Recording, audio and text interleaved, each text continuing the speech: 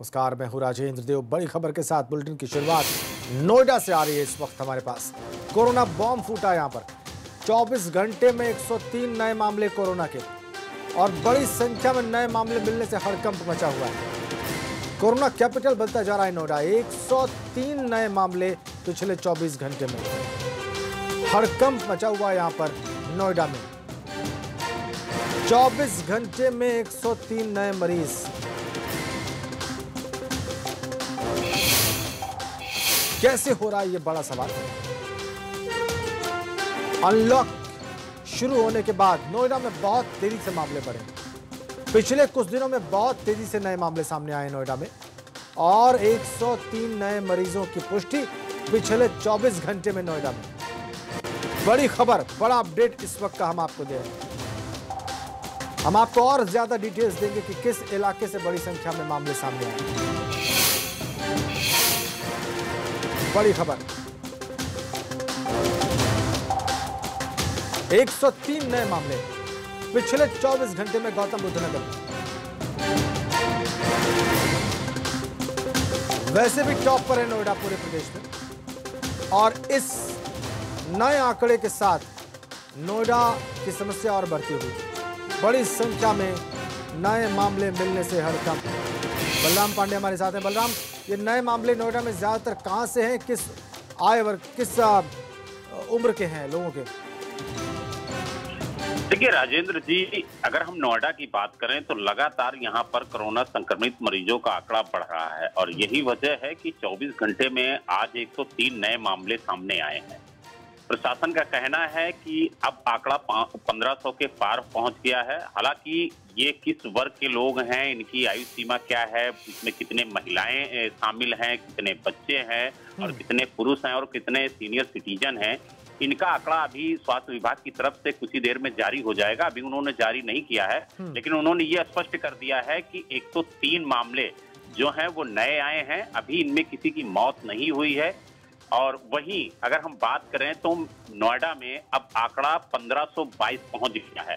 यानी कल देर रात तक जो आंकड़ा था वो 1419 था और आज 103 नए मामले आने के बाद आंकड़ा 1500 के पार पहुंच गया है। तो राजेंद्र जी, ये अपने आप में ही चौंकाने वाला आंकड़ा है और यही वजह है कि स्वास्थ्य महकमे में हड़कंप मचा हुआ है और वो इस गिनती में उलटफेर में लगे हुए हैं कि किसी तरीके से कोरोना की इस चैन को तोड़ा जाए, ताकि ये जो आंकड़े बढ़ रहे हैं और बहुत तेजी से बढ़ रहे हैं। पिछले कुछ दिनों से राजेंद्र जी लगातार देखा जा रहा है कि नोएडा में आंकड़े बड़ी तेजी से बढ़ रहे हैं और ये स्वास्थ्य महकमे के लिए और उत्तर प्रदेश सरकार के लिए, दोनों के लिए चिंता का विषय है। और यही वजह है कि मुख्यमंत्री जी लगातार इस जिले की मॉनिटरिंग कर रहे हैं।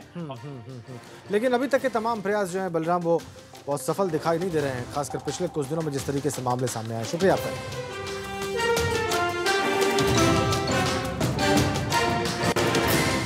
लॉकडाउन के दौरान लोगों को काफ़ी दिक्कतों का सामना करना पड़ा। ये वाकया तेलंगाना की एक महिला का है जो लॉकडाउन से पहले तेलंगाना से दिल्ली आती है, लेकिन लॉकडाउन लगने के कारण उसे वापस तेलंगाना जाना मुश्किल हो जाता है। फिर महिला पैदल ही तेलंगाना के लिए निकल पड़ती है। इसी बीच वो रास्ता भटककर गाजियाबाद के सिंघानी गेट इलाके पहुंच जाती है। इस दौरान आई परेशानियां महिला को मानसिक तौर पर बीमार कर देती। महिला के लापता होने की जानकारी जब तेलंगाना पुलिस को होती है तो वहाँ के एसपी संग्राम सिंह अपने पुराने साथी और गाजियाबाद के एसपी देहात नीरज कुमार जादौन से संपर्क साधते हैं और फिर दोनों पुलिस अधिकारियों की कोशिशों से महिला अपने परिवार से मिलती है, जिसे लेकर वे वापस तेलंगाना जाते हैं। इस दौरान गाजियाबाद पुलिस महिला को पुलिस सुरक्षा में होटल में ठहराती है। पुलिस का ये चेहरा वाकई इंसानियत और मानवीयता की मिसाल है। करीब 3 महीने पहले थोड़ी मेंटली अनस्टेबल है महिला, वहाँ से ट्रेन इसने बोर्ड कर ली थी और दिल्ली में स्टक हो गई थी। उसके बाद ये दिल्ली से गाज़ियाबाद मेरठ की रोड पे ये रोम करने लगी थी।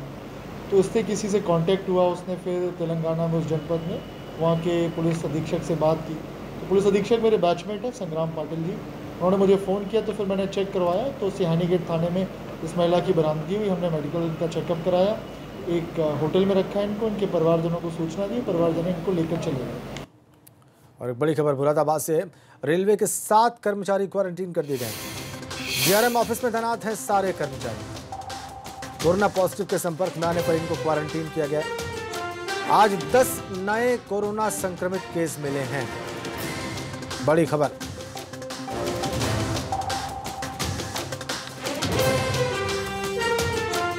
मुरादाबाद से खबर, रेलवे के 7 कर्मचारी क्वारंटीन किए गए हैं क्योंकि एक कोरोना पॉजिटिव व्यक्ति के संपर्क में आए थे और वो सारे कर्मचारी डीआरएम ऑफिस में तैनात हैं।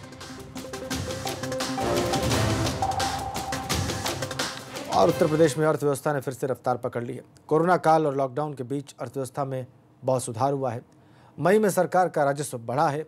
राजस्व के तय लक्ष्य का लगभग 40% लक्ष्य हासिल हुआ है, जबकि अप्रैल में महज 10% ही राजस्व लक्ष्य की प्राप्ति हुई थी। मई में राजस्व प्राप्ति बढ़कर 40% रही। मई महीने में राजस्व का लक्ष्य 14,342 करोड़ रुपए का था, जबकि 5,598 करोड़ के राजस्व की प्राप्ति हुई है। जून में इसे बढ़ाकर 50% करने की सरकार की तैयारी है। अप्रैल महीने में महज 2012 करोड़ रुपए की राजस्व लक्ष्य की प्राप्ति हो पाई थी।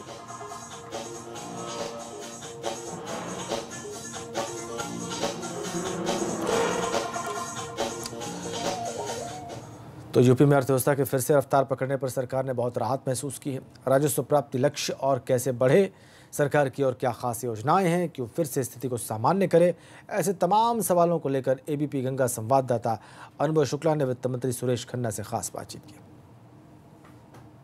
सर, 1 ट्रिलियन इकॉनमी की बात मुख्यमंत्री ने भी कही थी और आप लोग लगातार काम भी कर रहे हैं। इस कोरोना काल में भी हमने देखा कि अर्थव्यवस्था की रफ्तार को कम नहीं होने दी। देखिए, कोरोना काल में जब संपूर्ण देश का पहिया रुका तो उत्तर प्रदेश ने भी हमारे केंद्रीय नेतृत्व के आह्वान पर बड़े उद्देश्य की प्राप्ति के लिए उत्तर प्रदेश में भी पहिया रोका गया। लॉकडाउन को प्रभावी ढंग से लागू किया गया और लॉकडाउन को प्रभावी ढंग से लागू करने का ही परिणाम यह है आज कि उत्तर प्रदेश में हमने कोरोना के फैलाव को रोकने में सफलता प्राप्त की। सर, आपने कहा कि 1 ट्रिलियन आपका लक्ष्य था और रहेगा। इसके लिए अब कहा जा रहा है कि कोई सरकार एक सलाहकार को नियुक्त करेगी, जो कोशिश उसकी है कि उस सलाहकार के जरिए उत्तर प्रदेश में ज़्यादा से ज़्यादा इन्वेस्टमेंट आए, बाहरी कंपनियाँ आए। देखिए, हम हर पॉसिबिलिटीज़ को एक्सप्लोर कर रहे हैं कि हमारी इकोनॉमी कैसे स्ट्रेंथन हो। इसके लिए जितनी संभावनाएं हैं सब पर हम विचार कर रहे हैं। और आज भी मुझे कहते हुए खुशी है कि यद्यपि अप्रैल के महीने में हमारा कलेक्शन 10% भी नहीं था जो हमें कर प्राप्त करता है, लेकिन मई के महीने में हम 39% पर पहुंच गए हैं। सवाल ये है कि अप्रैल में जब लॉकडाउन हुआ तब रेवेन्यू नहीं आया, आपने कहा कि महज 10% आया, तो मई में क्या स्थिति सुधरी है और जून में ये और सुधरेगी अभी? जी, मई में पहले के मुकाबले में जो पहिया घूमा, लोगों के पास परचेजिंग पावर होनी चाहिए। जो हमारी आर्थिक गतिविधियां स्ट्रेंथन होने के लिए ये ज़रूरी है कि लोगों के पास परचेजिंग पावर होना चाहिए और परचेजिंग पावर तभी होगी जब हमारा इंडस्ट्री भी चलेगी, लेबर को काम भी मिलेगा, श्रमिक को काम भी मिलेगा, तभी लोगों के पास परचेजिंग पावर होगी, क्रय शक्ति होगी। और जब क्रय शक्ति होगी तभी हमारी आर्थिक गतिविधियां जो है वो आगे बढ़ सकेंगी। तो ये आपने सुना, क्या कहना है उत्तर प्रदेश के वित्त मंत्री सुरेश कुमार खन्ना का। साफ तौर पर वो कह रहे हैं कि 1 ट्रिलियन का लक्ष्य उत्तर प्रदेश सरकार का पहले भी था और आगे भी रहेगा, लेकिन चूंकि अभी कोरोना है और पहले इससे निपटना है। और साथ ही वो ये भी कह रहे हैं कि जिस तरीके से अप्रैल में रेवेन्यू काफ़ी कम आया था, मई में वो तकरीबन अब 40% हो गया है, जून के महीने में वो तकरीबन 60% होगा और उम्मीद जता रहे हैं कि आने वाले वक्त में जो इकोनॉमी की ग्रोथ है उत्तर प्रदेश में वो और ज़्यादा स्पीड पकड़ेगी। कैमरा से जितेन के साथ अनुभव शुक्ला, एबीपी गंगा, लखनऊ। इधर बस्ती जिले को यूपी सरकार ने काफ़ी दिन पहले ही ओडीएफ घोषित कर रखा है, लेकिन इस जिले में शौचालय के नाम पर बहुत बड़े पैमाने पर घोटाला किया गया है। एबीपी गंगा लगातार ऐसे ही गांव की रिपोर्ट तैयार करके आपको दिखा रहा है, जहां पर कागज़ों में शौचालय तो तैयार हो गए हैं लेकिन धरातल पर कोई काम नहीं हुआ है। यहाँ तक कि मृतकों के नाम भी शौचालय के लिए भुगतान करा लिए गए और जिम्मेदार लोग मौन रहे।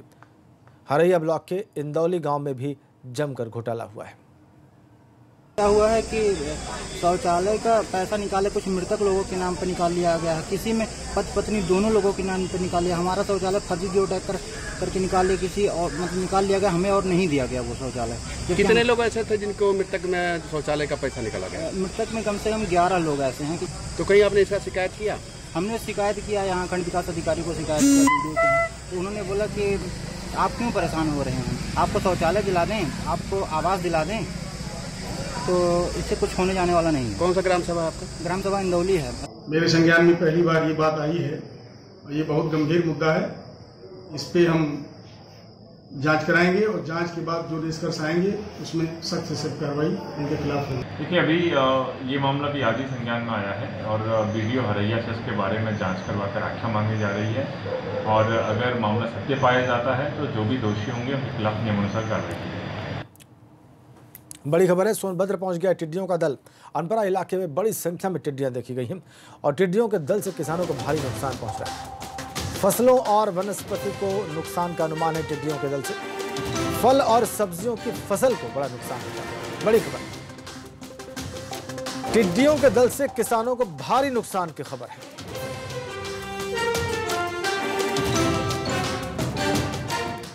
अब बहराइच में हुए डीजल घोटाले की बात करते हैं। घोटालेबाज किसी भी हालत में मौका नहीं चूकते। महामारी के दौर में भी घोटालेबाजों ने मजदूरों को उनके गांव शहर पहुंचाने के नाम पर घोटाला कर लिया। मामला बहराइच का है। यहां पर रोडवेज बस चालकों ने डीजल के नाम पर जैसे लाखों की लूट की, वो हम आपको इस रिपोर्ट में दिखाते हैं।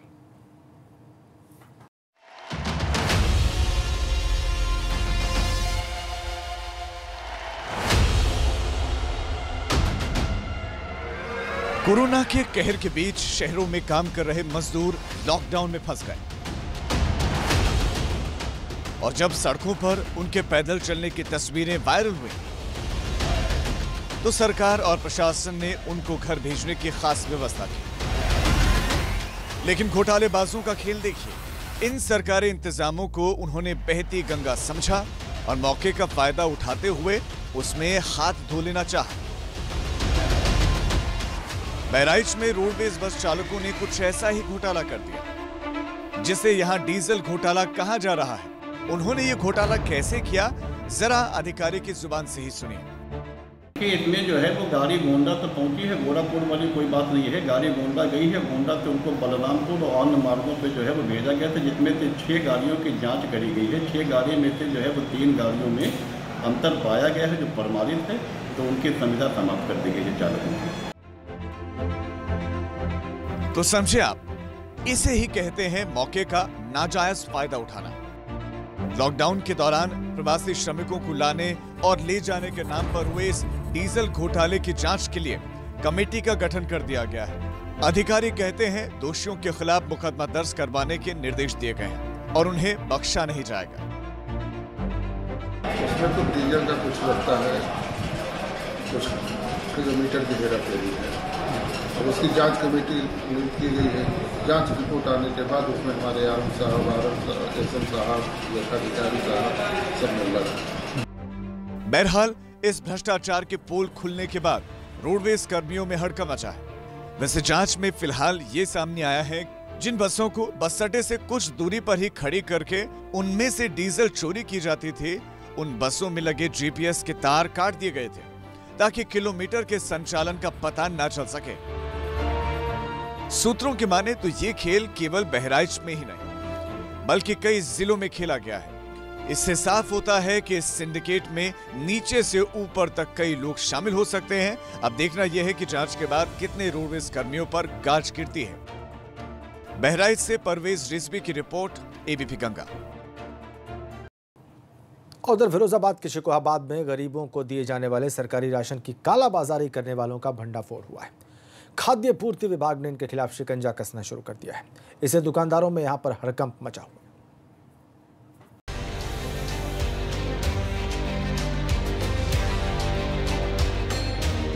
इस देश में गरीबों को उनका हक क्यों नहीं मिलता, उसकी एक छोटी सी बानगी इन तस्वीरों में देखिए।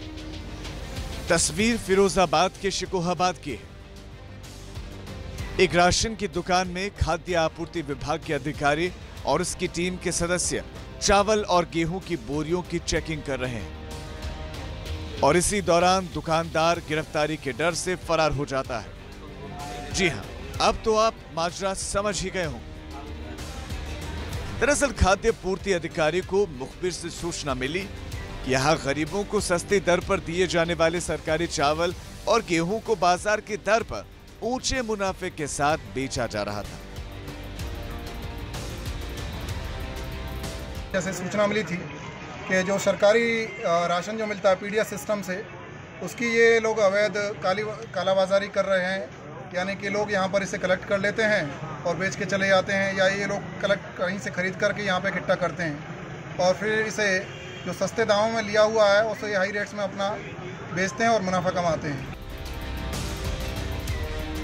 खाद्य आपूर्ति विभाग की टीम ने पुलिस की मदद से यहां कार्रवाई करते हुए कई दुकानों के ताले तोड़वाए और कई बोरी चावल और गेहूं भी बरामद किए हैं।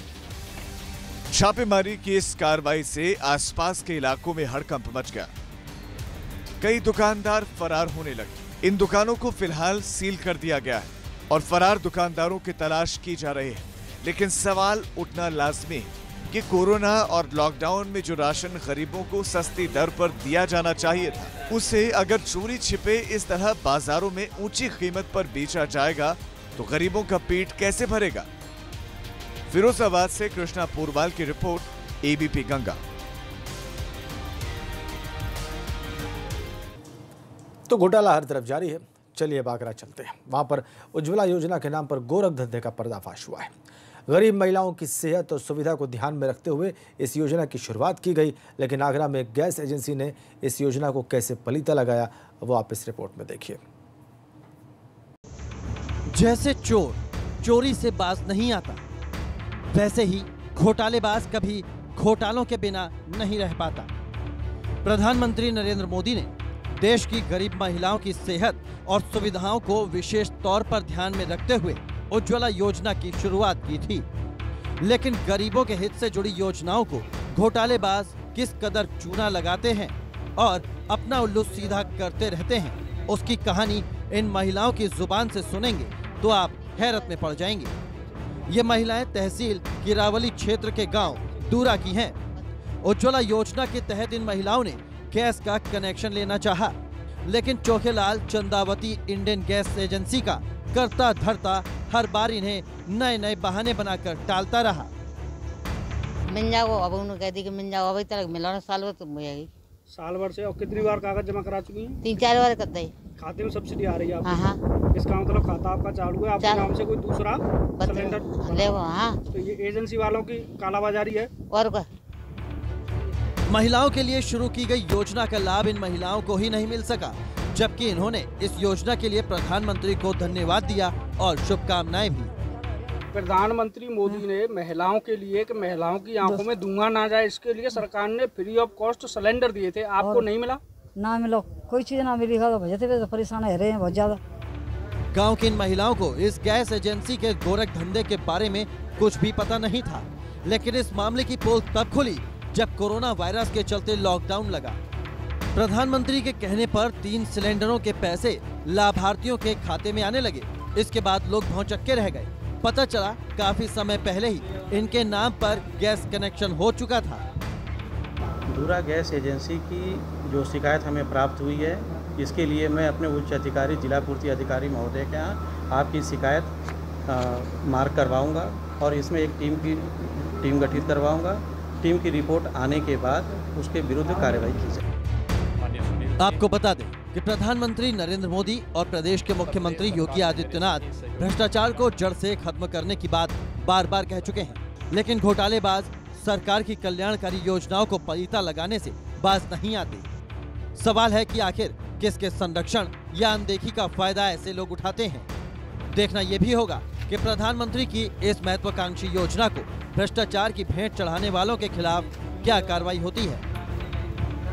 नितिन उपाध्याय, आगरा, एबीपी गंगा। कोरोना ने सिर्फ पढ़े लिखे डिग्री धारकों को ही बेरोजगार नहीं किया, इसने पुरोहिती और पूजा पाठ करने वालों के भी पेट पर लात मारी है। वाराणसी में बीते सूर्य ग्रहण पर घाट के किनारे पुरोहित दान दक्षिणा की आस लगाए रहे, लेकिन कोरोना ने उनकी आशाओं पर पानी फेर दिया। देखिए।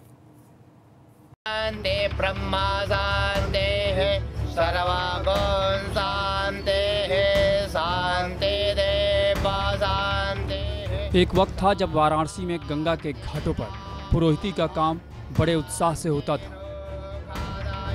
ये लोग तमाम पर्व त्योहारों पर यजमान से मिलने वाले दान दक्षिणा की आशा में सुबह से ही घाटों पर जमा हो जाते थे। लेकिन कोरोना महामारी और लॉकडाउन ने इनकी पुरोहिती पर भी मानो लॉकडाउन लगा दिया। 21 जून को सदी का सबसे बड़ा सूर्य ग्रहण लगा। पुरोहिती करने वाले उम्मीद लगाए बैठे थे कि लॉकडाउन हटने के कारण श्रद्धालु बड़ी संख्या में घाटों पर आएंगे तो दान दक्षिणा भी मिलेगी, किसी तरह गुजारा होगा। लेकिन कोरोना के कारण पुलिस प्रशासन की सख्ती ने इनकी उम्मीदों पर पानी फेर दिया। घाटों पर हर तरफ सन्नाटे ने इन्हें मायूस किया। अब चिंता इस बात की कि आगे कैसे गुजारा होगा। पुरोहितों का तो वो स्थिति है कि आज 3 महीने से लॉकडाउनों के साथ साथ ये ग्रहण के आशे में रुके थे कि जो ब्राह्मणों को ग्रहणों के दिन ग्रहण स्नान करके और थोड़ा जप तप करके फिर दोबारा उग्र स्नान करके गंगा किनारे जो तीर्थ पुरोहित लोग बैठने वाले हैं, अनादिकाल से जब से गंगा आई कुछ दान पुण्य मिलते थे तो उनके आशे में ब्राह्मण तो थे ही, तो ब्राह्मण लोग अपना पुरोहिती के लिए सोचे थे। मगर आज तो लॉकडाउन के कारण हमारे पुलिस प्रशासन द्वारा जो निर्णय लिया गया है कि नियमों का पालन करने के साथ साथ आप लोग गंगा किनारे तीर्थ पुरोहिती का कार्य न करें। इसलिए निराशा है कि हम लोग पहले क्या था कि सुबह 3 बजे ब्रह्म मुहूर्त में हम लोग उठ जाते थे, बैठते थे, यजमान का आशा करते थे। यहाँ बाहरी क्या लोकल भी एक भी नहीं दिखाई दे रहे। अब क्या बताया जाए, यजमान नहीं, यजमान कुछ नहीं, वही निराशा हो कि अब घर जाना पड़ेगा, यही कुछ है। दान दक्षिणा नहीं मिल पाने के कारण अगर पुरोहित मायूस हैं तो श्रद्धालुओं में दान दक्षिणा नहीं दे पाने को लेकर निराशा है। साथ ही पुरोहितों की मौजूदा हालात को देखकर भी इन्हें दुख होता है। देखिए, यहाँ पे इतना पूजा पाठ ये सब चलता था तो इन्हीं से इनका खर्चा चलता था। अब तो पूजा पाठ यहाँ पे हो नहीं रहा है, ना हमें दान देना है ने, तो ऑलरेडी इनको घाटा ही चल रहा है। बहरहाल कोरोना काल से पहले किसी भी त्यौहार पर, खासकर सूर्य ग्रहण के वक्त तो वाराणसी के घाटों की रौनक देखते बनती थी। हर तरफ चहल पहल और मंत्रोच्चार से घाटों पर माहौल भक्तिमय होता था। लेकिन अब हालात ऐसे हैं कि घाटों पर पुरोहित तो हैं लेकिन श्रद्धालु नहीं। ऐसे में भूखों मरने के लिए मजबूर पुरोहित अब इसी उम्मीद में कि उन पर लगा ग्रहण कब खत्म होगा। जहाँ कभी पुरोहित बैठकर ग्रहण काल से पहले और ग्रहण काल के बाद दान पुण्य लेते थे, दक्षिणा लेते थे, आज वो नदारद हैं। प्रशासनिक अपील है, हालांकि कोरोना से बचाव भी ज़रूरी है, प्रशासनिक अपील है कि कहीं भी कोई भी घाट पर न आए, कहीं भी किसी भी तरह के कोरोना के खतरे को दावत न दे। लिहाजा घाट किनारे सन्नाटा है, लेकिन पुरोहिती पर कहीं न कहीं जीविका का संकट मंडरा रहा है। हालांकि ग्रहण काल से पुरोहितों को उम्मीद थी, लेकिन अब वो निराश है। कैमरामैन विशेष के साथ नीतीश कुमार पांडे, एबीपी गंगा, वाराणसी। छोटे से ब्रेक ले रुक रहे हैं।